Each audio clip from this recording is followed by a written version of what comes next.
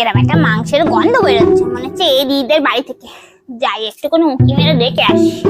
দিদি, দিদি, মনে হয় কেউ নেই।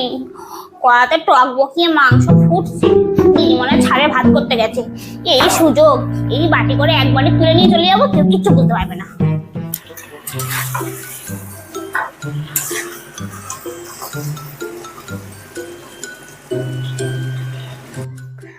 এই মালতী, আমি মাংসটা বসিয়ে দিলাম, তুই বাটি করে তুলে নিচ্ছিস?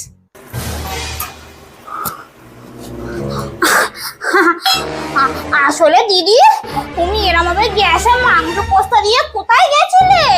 মাংস পুড়ে যাচ্ছিল, তাই আমি এসে একটু ভালো করে নেড়ে দিচ্ছিলাম। তোর আমি চিনি, যা বাড়ি যা। মা আমাকে তাড়িয়ে দিল, আমার মাংস খাওয়া হলো না।